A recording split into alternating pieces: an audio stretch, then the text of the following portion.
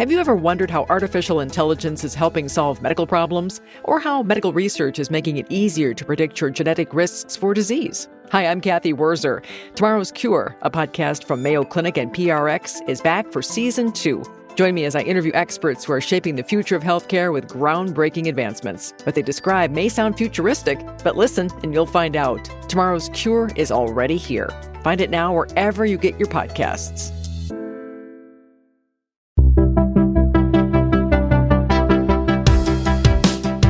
I'm Dr. Christina Chen, a geriatrician and internist at Mayo Clinic in Rochester, Minnesota. In this episode, we are talking about aging well in our skin. And today, our guest is Dr. Saranya Wyles. She is a dermatologist and research chair at the Mayo Clinic Center for Aesthetic Medicine, and she has done incredible research in areas such as tissue engineering, 3D bioprinted skin, regenerative dermatology, and the science of skin aging and wound healing through the lens of cellular aging. She is a rock star in so many ways, and we are so happy to have you here, Dr. Wyles. Thanks, Christy. It's great to be here with you. Yeah, I think a lot of us would just love to know how you became interested in dermatology, particularly in the space of regenerative medicine. We'd love to hear your background there. We were nerds when we were growing up, my sister and I, and absolutely loved science. Mm-hmm. And the idea of regeneration really fascinated me. Mm-hmm. From axolotls to salamanders, we have these animals where you can cut off their limbs and they would regrow fully. Mm-hmm. So I'd always been thinking about regeneration and regenerative medicine as magic growing up because this was superhero stuff. So when I was graduating college, I went to work at the Harvard Stem Cell Institute. The whole world was captivated by the idea you can make patient-specific skin cells or stem cells. And that really, started my journey in regenerative medicine. And in medical school, I had another great mentor who showed me the potential of dermatology and what a great way to study regenerative medicine through the lens of the skin. Mm-hmm. The skin regenerates every month, so it's a naturally regenerative organ. So that's sort of how the two came to be a perfect marriage. Yeah, that's amazing. And this is really the future. So it's really neat to see you kind of paving that way in that route of innovation. And today we're talking about skin and the aging skin in particular. And just like any other organ, the skin ages. Can you just start with the basics? How does the skin change as we age? So I think about the skin as cake layers. So It's not just the outside layer. There's actually 3 layers that are really important. The epidermis, which is the outside most layer of the skin, then the dermis, which is sort of the scaffold or the main collagen producer of the skin. And then we have the adipose tissue, which is the fat tissue that's right underneath it. As we age, each of these layers age differently. And that's really important because the skin does a lot of different things. Beyond serving as this barrier to infection and the external environment, it also serves as a thermoregulator, which is basically how we regulate heat and temperature control. It's the body's most active producer of oils and other glands. So it's a really great exocrine tissue. And it also can absorb a lot of things that's topically applied. And it's a great organ that can sense. So this is how we communicate love and touch and perception and heat, danger, and all those sensations change with age, affecting each of those layers. So every layer is different. And so we need to be mindful that each layer has its own role in working together to keep our bodies functional. And it's so amazing that we don't realize how much skin affects our quality of life until something happens to it. And it's like, I've been living in the skin for so long, and all of a sudden it's just not working anymore. So we know that the sun has direct impact on our skin health, but what are the other environmental influences on our skin health? Absolutely. Believe it or not, only 25% of how we age, especially in the context of the skin, is genetically determined. Mm-hmm. That means 75% is determined by extrinsic factors outside of genetics. Yeah. So these include environmental factors, everything from UV radiation, as you pointed out, to our diet, to our nutrition, through other toxins, alcohol, smoking, etc. And secondhand smoke exposure is another important thing to mention there. Yeah. Radiation, thinking about different different exposures, thinking about different microbiomes or environments that affect how our skin stays moisturized and humidified, but also can change with different exposures in different cities, whether you're in a rural or in a urban setting. So all these factors can affect how our skin ages. And I think one of the most underestimated exposures is probably our visible light. So we don't think about it a lot, but our cell phone use, our computer use, all of those emit blue light, and they can actually exacerbate certain skin conditions like melasma. So being very careful and using blue light protectors can also help protect the skin. I did not know that. Interesting. And are there differences in skin aging between different people, like men and women, or different skin tones? Absolutely. So there's definitely sex differences. So for instance, men have more sebaceous glands, so they have oilier skin. They also have thicker skin. Women actually, in some studies, they say they have more collagen. So in the dermis, there's more collagen to support the dermis and aging over time, the elasticity that the dermis has to obtain. And what about with different skin tones? So in the epidermis, if we think about the most prominent cell there affected with age is called melanocytes. These are pigment-producing cells. And this can be different in a fair-skinned individual or a dark-skinned individual. And there's about a 15% decline in these pigment-producing cells every decade of our life. So that means that if you are an individual that starts off with higher melanin pigmentation, that protection is there for you longer. And this is why we see things like skin cancers more predominantly affecting our fair-skinned individuals. Right. So melanin is an important factor to think about with how we age. And how about just in general as we age? What are the most common types of skin disorders that we see? When it comes to skin, there's the skin structure and more importantly, the skin function. And we talked a little bit about barrier function and its function as a thermoregulator. Yeah. But the other role that the skin can really have is keeping moisture in. So the two common conditions that we see in older adults is dry skin. Yeah. Which gives way to itchy skin. So dry skin and itchy skin are quality of life influencers. If you have dry skin, you're going to naturally want to itch. And if you itch that dry skin, then you initiate something called the itch-scratch cycle. Something's itchy, you scratch it, that causes it to be more itchy. So keeping that skin barrier integrated and intact so that you're not losing water. You know, I often hear patients say, I haven't changed anything about my skin routine. How come I have more dry skin now? How come I have to apply lotion now? And that's because as we age, we naturally lose that ability of how quickly the skin turns over. And then we also lose those barrier proteins. So instead of staying structurally intact, it can start to lose water more than at baseline. Yeah, dry skin for sure. And then I feel like every day when I look in the mirror, I feel like I see a new spot pop up. And I'm just like, is that what's normal and what's not, And so that's a common question is how can we differentiate normal aging skin and age spots from a possible underlying skin disease or a skin problem? This is a great question. I think mostly understanding that this is on a spectrum. Yeah. So once you start seeing those age spots, so you can ask, well, why now? Why did I get all of a sudden this spot? I never had this before. And that's partly because we lose pigment producing cells 15% per decade. So previously, those pigment producing cells make something called eumelanin, which is a really important protective melanin pigment. So when we lose that protective melanin pigment, we become more susceptible to getting stress-induced or oxidative stress-induced damage. And the pigment is now haphazardly produced, or there's irregular pigment that wouldn't have otherwise been occurring. And the other aspect of that is our immune system, which previously could account for some of that damage and erase it, is no longer optimally functioning. It's known as immune aging. So I think collectively, all of these things going together, we start to see these spots, which can then predispose you to other conditions. Like, can a sun-damaged spot later lead to skin cancers?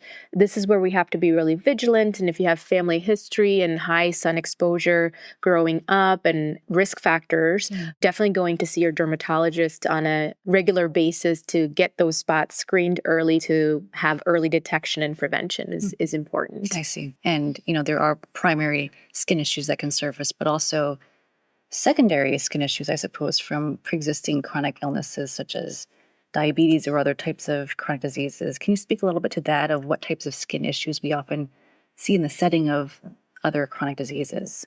Absolutely. So diabetes, you mentioned in particular, 1 in 3 diabetics have a skin associated problem. So that could be anything from perception, where they lose their ability to sense their environment. It could also be nodules on their skin called prurigo nodularis, or more susceptible to things like dry skin and itchy skin. And this is due to a lot of systemic factors. But keeping that in mind, I think the skin's really a very good telescope, if you will, to understanding systemic aging and systemic inflammation. So the skin does a great job of giving you clues. So if you're starting to notice these skin conditions, more eczema, more dry skin, differences in your skin, loss of sensations, etc., that's good reason to go see a dermatologist.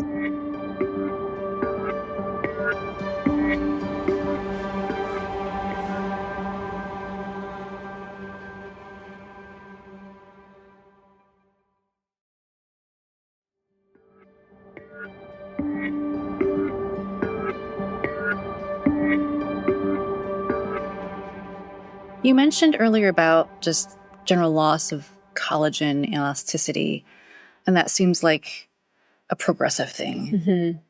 Are there ways to either slow that down or support these changes that happen? Absolutely. I mean, we lose about 1% collagen per year after we hit 20.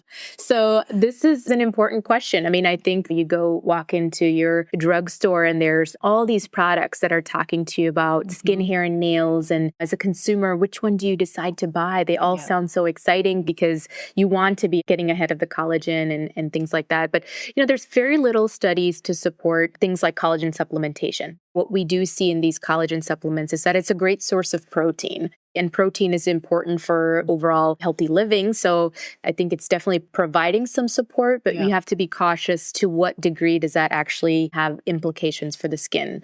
Topically, we know there's antioxidants. So just protecting yourself from external influences. Vitamin C has gotten to be quite a popular topical product as an antioxidant. Vitamin C is also a collagen cofactor. So you need vitamin C to start making collagen, which is why people can actually use vitamin C twice a day. You're making collagen even at nighttime. And then, of course, sunscreen to prevent against a lot of these influences of UV radiation. And I always talk about a tinted sunscreen because the tint helps add a layer of protection against visible light, especially for patients that are prone to having melasma or have melasma, and iron oxides in there can be really helpful. So UV rays have influence on collagen as well? Yes. So collagen specifically, because the UV rays can penetrate into the dermis, the second layer. And we have damage there, what we call solar elastosis, or damage of the collagen fibers.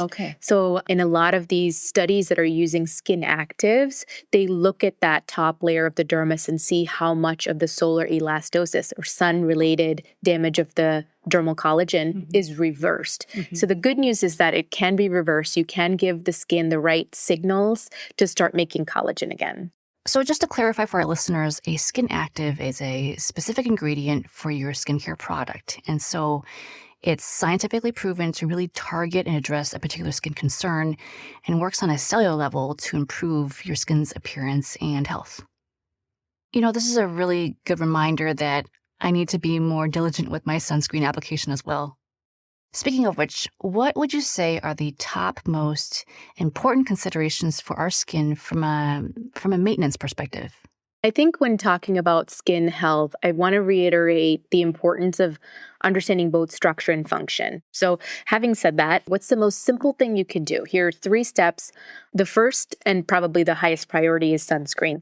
If you're not a diligent sunscreen user, I always say leave the sunscreen in your car, because in Minnesota, where we live in, most of our sun exposure, at least in the wintertime, comes from driving to and work or being in the car, right? So even if you're forgetting to apply it in the beginning of the day, at least you have protection to put some on the backs of your hands and the face and the neck so that those high risk area for skin cancers, high risk area for other skin insults and skin damage can be protected. And then the second is a good antioxidant. So what does that antioxidant mean? Honestly, it's a big umbrella category. So it's not just vitamin C. I mentioned vitamin C previously. There's a lot of different types of vitamin C. Know that some of the vitamin C can expire after a certain time. So different vitamin Cs can oxidize when exposed to air. So just being mindful of getting a new vitamin C doesn't have to be the most expensive on the market, but something that can be used and repurchased 2 or 3 times a year so that you're avoiding that risk of expired or damaged products. So beyond vitamin C, there's a lot of peptides that have entered the market that are fantastic and have really good ingredients for antioxidant effects. And then the last ingredient that I mentioned is a retin-A. So retin-A, or over-the-counter retinol, is a fantastic producer of collagen. It's been around for years, decades, and it's tried and true. It can give you really good effects of keeping that skin renewed and turning over. There was a clinical trial that compared a CO2 full face laser to the most, over the counter, like a weaker product. And they found that consistent use of an over the counter retinol was at par with a full CO2 laser one time in office. So consistency is really key, and you can really get a lot of benefits from an over the counter product like that. That's great. So sunscreen, antioxidant, retinol, or retin-A. How about just day-to-day habits, like our hydration, nutrition, sleep, and smoking? Like all these behaviors and habits have long-term outcomes on skin health. So one thing that you said there, I think stands out that we probably undervalue, and that's sleep. People know about hydration. They know drinking water helps keep good skin. Then eating a Mediterranean nutritional diet helps too. But sleep is so underemphasized. And I'm a culprit myself. I don't always do the best job of getting my full 8 hours. So sleep plays a huge role in how our skin functions. Really getting that good sleep in, try to get to sleep at a certain reasonable amount of time, reducing those external device uses before getting to sleep so that your mind is at rest and can go into sleep cycles faster. And I think we're just learning about things like the skin microbiome, which is how the environment affects the skin, is affected by sleep. So just like we would have thought with nutrition and hydration, the gut microbiome and the skin microbiome are connected. Now we're learning that there's actually a skin gut brain axis. There's actually connections to how sleep and its function is affecting how the skin's functioning.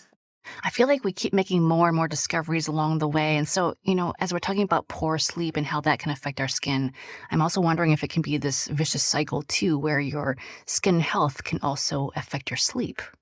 I have a lot of patients that come in because they're starting to notice their skin function changes. So now they can't sleep well because they have itchy skin or dry skin. So I think talking about sleep quality and how important sleep contributes to skin health, it's a cycle, right? If you have itchy skin, you're itching, you're not sleeping well, it wakes you up in the middle of the night. So within 5 minutes of getting out of the shower, putting on a good moisturizer will just set you up for really good skin health. I love how we are just sort of bringing it back to the core of the whole skin span concept, which is basically referring to your skin's overall health and lifespan, right? Because to be clear, it's not just about looking good. It's about feeling good in our skin and preventing infections, keeping our barrier protection in good shape. And, our skin really just impacts how we feel. And so I love how we're reframing why we're doing this. It's not just about looking 20 years old for the rest of our lives, but it's really about how it adds to our health span and our quality of life just in general. So. Absolutely. And I mean, this speaks to even my patients in my aesthetics practice. These are patients coming in and they're saying, I'm looking for a promotion in my job. And my colleagues are asking me when I'm going to retire. So these are patients that want to build confidence. Taking good care of your skin and skin health is a huge influence of your mental health and your confidence. So in thinking about how older adults live, it gives them a lot of sense of purpose again. And like you were saying, it's about feeling well. Love that. So I'm curious what you would say to someone who may not really care about their appearance, not worried about getting a promotion. What would you say to this person about why skincare is still important for them? It's really important to be mindful of skin health for a variety of reasons. One being the susceptibility to skin cancers, especially if you have a skin cancer in sun-exposed areas like your face or the backs of your hands. A lot of times these high-risk cancers require a surgery called Mohs surgery, which is quite involved, and it could really be prevented. The most common type of cancer is skin cancer, and the most preventable type is non-melanoma skin cancer. It's really important to use sunscreen. And if you're not into applying something that can feel like it's heavy on your skin, there's a lot of different options out there now. Sunscreens that can feel like really light moisturizers. If you don't want to wear anything at all, there's sun protection measures. UPF clothing, wearing a hat, a wide-brimmed hat that can protect other areas like the back of your neck.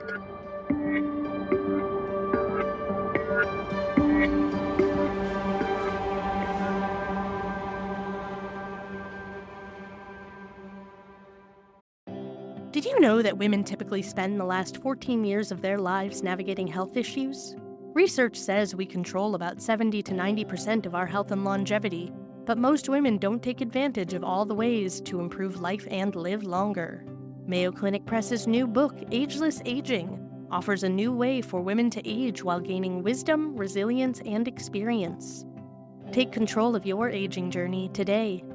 You can buy Ageless Aging at mcpress.mayoclinic.org and use code AGING for 10% off your order today.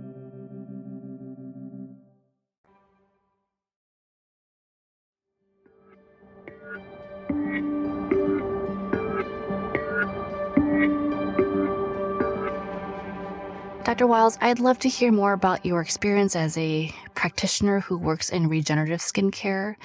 Do you have any patient examples of successful stories where they have really found benefit from your recommendations and were really able to turn their life around in some way?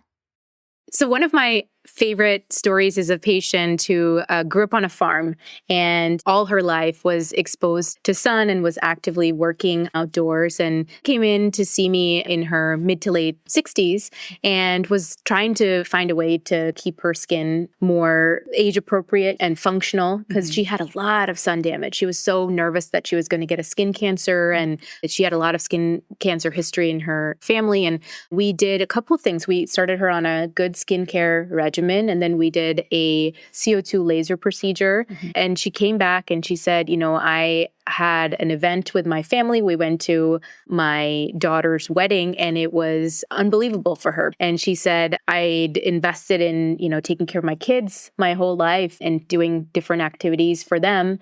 And now at her daughter's wedding, she had a moment where her daughter looked at her and said, I'm so glad you did this for yourself, Mom. It's time you took care of yourself. So I think that really stood out. And it's like, we often don't prioritize ourselves, especially as mothers.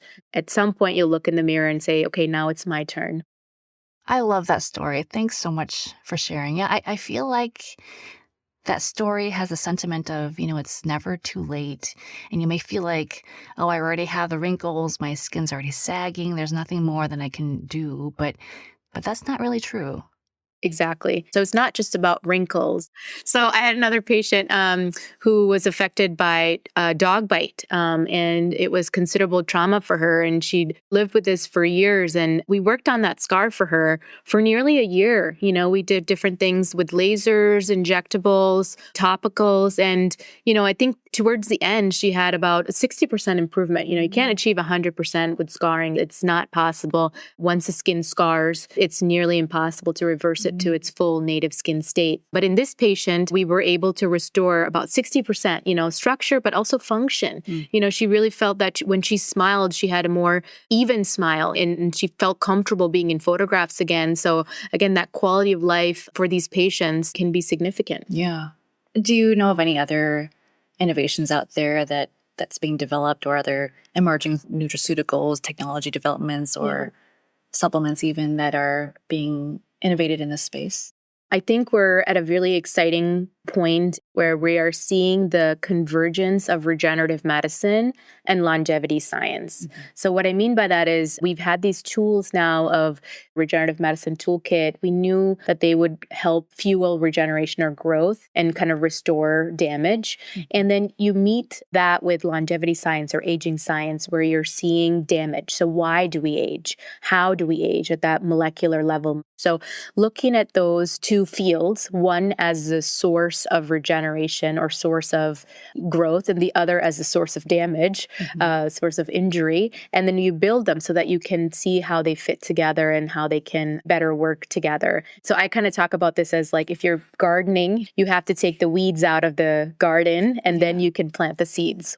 But, I think it's still early of what works and doesn't. There's exciting science. There's a lot of really good work on looking at longitudinal aging, especially through skin, how these different treatments can affect the skin, right? And I think that's where we just have to wait to see how the science lends its way forward. Yeah, very cool. And just quickly about skin cancer, I think the best method is still prevention at this point. But are there any new emerging technologies or innovations in the space of treating skin cancers or preventing skin cancer? There's two new exciting things that have emerged. So beyond sunscreen and sun protection, sun protective clothing, which is called UPF clothing, there are vitamins. So there was a New England Journal of Medicine study that actually looked at vitamin B3 or niacinamide and how taking that vitamin supplement can help reduce the risk for developing skin cancers. And then the second concept is non-ablative fractionated laser. So there's a laser called the Fraxel laser, which is the brand name for it, but it can help prevent skin cancers. And there was a recent study that was published in a journal called Dermatologic Surgery, where they looked at patients after having Fraxel treatments and found about a 50% reduction in getting non-melanoma skin cancers in the period of time that they follow them. So it's a huge impact on these patients, but right now it's not covered by insurance. It's an out-of-pocket cost. But for the patients that can or are interested in doing this type of laser twice a year, it makes sense because it can help reduce the precancers and help increase the skin turnover. More to come on all that. Yes. Yeah. This is the perfect way to segue into kind of what you're doing in the field of regenerative medicine. Can you share a little bit about what you're doing?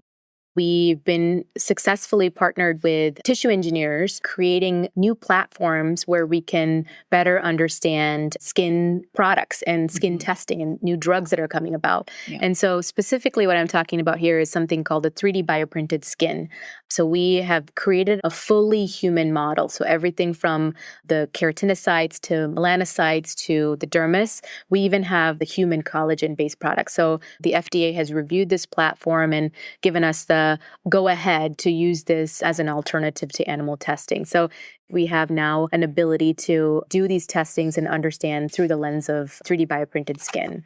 How did you do that? Like, did you just build that? I mean, it's very sci-fi. It's a huge 3D bioprinter. And just like your printer that you would print different, inks, we have different bioinks. So fibroblasts, melanocytes, keratinocytes, those are different inks like you would have like cyan, magenta, black. And these different bioinks are loaded. And then we would print them at different densities. And I think something that's really exciting that's coming about is we're actually trying to make these patient-specific avatars. So we would have models that would represent different patient conditions, different patient genetics, and we kind of have ways to map patients' skin blueprint, if you will. That's so amazing. That's really exciting. I think you've just done such amazing things in your field, really paving the way of innovation. Oh, thank you so much. I mean, I think I'm truly a product of great resources and opportunity, and Mayo Clinic has really lended itself to such great environment that is conducive to innovation. Well, last question I have for you. What do you personally do to age well? And what does aging forward mean to you?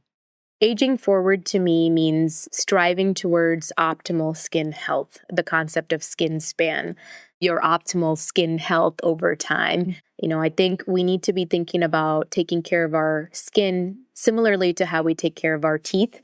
We brush our teeth every day. There's no great before and after picture. It's just you do it as a preventative measure, right? So you do it so that you're not getting cavities or other decay over time. So in that similar way, proactive skincare is really important. And for me, that means in the morning, gentle cleanser, washing my face, using different products, and then alternating them. So I do something called skin cycling. So you don't have to always use all products every single day, all the time, right? Because then that gets overwhelming. Some days, like Monday, Wednesday, Friday, I'll do some products, and Tuesday, Thursday, Saturday, I'll do others. And then you can have a ritual, like once a week, you can do a really good I use glycolic acid peel pads to kind of stay on top of skin turnover and a light peel at home. So there's a lot of things like that. And I think staying hydrated when you can, when you remember. And getting enough sleep. And getting enough sleep. Yeah, exactly. Well, thank you again, Dr. Wyles, for being here today and just helping us all learn about our skin health. And most importantly, just how do we live well in our skin and how do we feel our best. We appreciate you being here today. It's my pleasure. Thank you so much, Christy.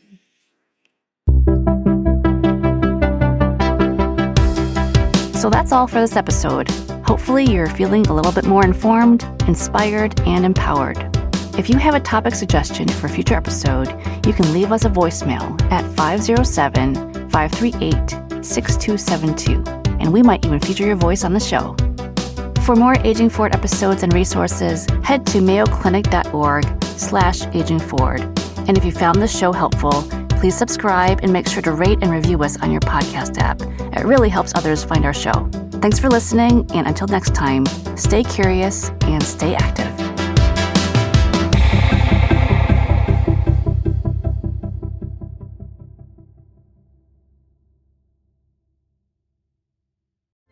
Have you ever wondered how artificial intelligence is helping solve medical problems, or how medical research is making it easier to predict your genetic risks for disease? Hi, I'm Kathy Wurzer. Tomorrow's Cure, a podcast from Mayo Clinic and PRX, is back for Season 2. Join me as I interview experts who are shaping the future of healthcare with groundbreaking advancements. What they describe may sound futuristic, but listen and you'll find out. Tomorrow's Cure is already here. Find it now wherever you get your podcasts. This podcast is for informational purposes only and should not be relied upon as medical or legal advice. Always consult with a qualified healthcare provider for any medical questions. The appearance of any guest does not imply an endorsement of them, their employer, or any entity they represent. The views and opinions are those of the speakers and do not necessarily reflect the views of Mayo Clinic.